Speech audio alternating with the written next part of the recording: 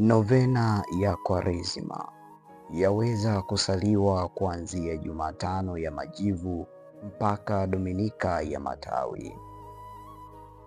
Kwa jina la Baba na la Mwana na la Roho Mtakatifu. Amina.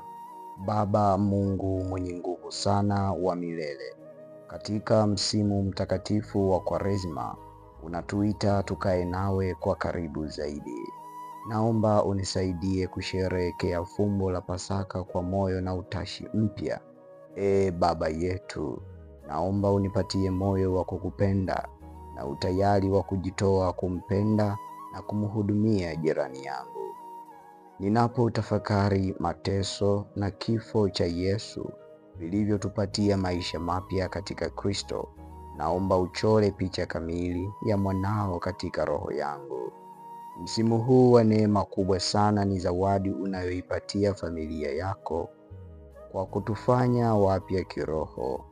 Naomba unipe nguvu ya kusafisha roho yangu, kudhibiti tamaa zangu na kukutumikia kwa uhuru. Naomba unifundishe jinsi ya kuishi katika dunia hii inayopita, moyo wangu ukielekea katika maisha ya umilele. Naomba neema ya kuishinda hali yangu ya dhambi na majivuno. Ninataka kudhihirisha wema wako kwangu kwa wahitaji, kwa kuwa mkarimu kwa wote. Kwa kushika Kwaresima unisaidie kusahihisha makosa yangu na kuinua moyo wangu kwako, na hivyo nikuwe katika utakatifu na hatimaye nistahilishwe kupata tuzo ya uzima wa milele. Kwa huruma yako ninakuomba unipatie neema hii maalumu ninayoiomba kwako, nikiwa na hitaji langu hili.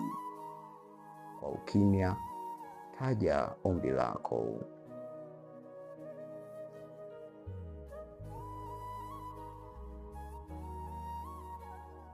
Siku za kuteswa, kufa na kufufuka kwa Yesu Kristo mwanao zinakaribia.